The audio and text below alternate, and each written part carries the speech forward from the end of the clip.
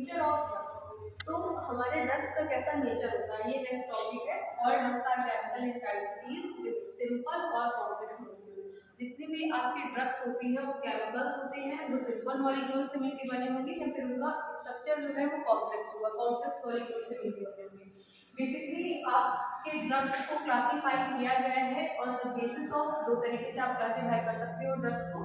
On the basis of physical property of drug, physical property के base पे कि आपका ड्रग सॉलिड है, लिक्विड है, गैस है, क्या शेप है, क्या साइज है, इसके बेस पे, या फिर on the basis of drug source कि जो आपका ड्रग है वो आपको ऑब्टेन कहाँ से हो रहा है, मिल कहाँ से रहा है। ठीक है, ऑन द पहली बात करेंगे on the basis of physical property of drug. तो इसमें पहला पॉइंट आएगा फिजिकल स्टेट ऑफ ड्रग। क्या है physical state? At room temperature, जब आपने अपनी जो मेडिसिन है वो रूम टेम्परेचर पे रखी है तो आपका जो ड्रग है वो सॉलिड इन नेचर हो सकता है, लिक्विड इन नेचर हो सकता है, या फिर गैस इन नेचर हो सकता है।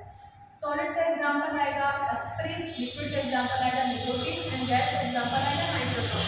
अब इनमें जो भी बेस्ट रूट ऑफ एडमिनिस्ट्रेशन होगा आप उसके अकॉर्डिंग अपना ड्रग चूज कर सकते हो। नेक्स्ट आएगा ड्रग साइज। अब ड्रग का साइज जो होता है स्मॉल से लेकर लार्ज तक हो सकता है। बेसिकली जो 90% ड्रग्स आते हैं वो उनका जो मॉलिक्यूलर वेट होता है बिटवीन 100 to 1000 के बीच में होगा।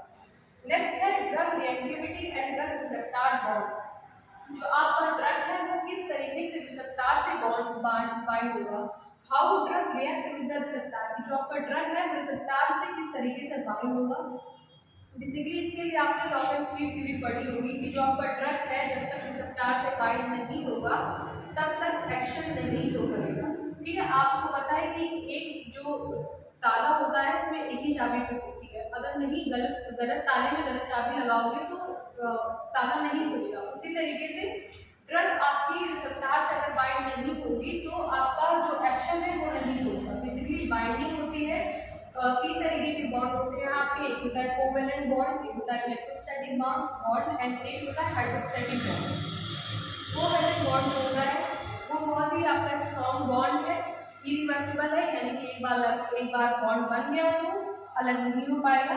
एंड इसमें जो भी ड्रग्स आती हैं वो हाईली रिएक्टिव होती हैं, काफ़ी अच्छा असर देती हैं, हाईली रिएक्टिव होंगी। एंड बेसिकली कोवेलेंट बॉन्डिंग में आपकी एंटी कैंसरस ड्रग आती है जो कि आपके अनकंट्रोल्ड सेल ग्रोथ को इनहिबिट करती है। नेक्स्ट आता है इलेक्ट्रोस्टैटिक बॉन्ड।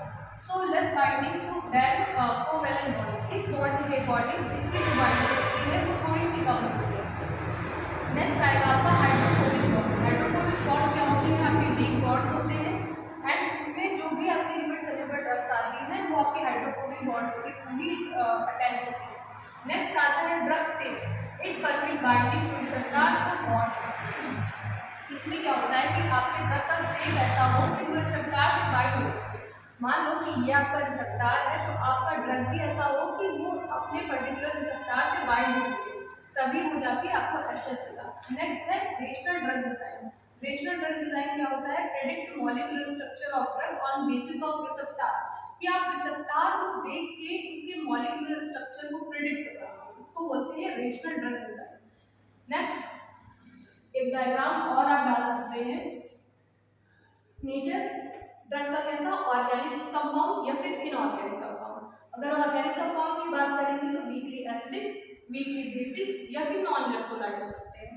वीकली एसिडिक के example aspirin and penicillin, weakly basic के morphine and chloroquine and non electrolyte में अल्कोहल्स।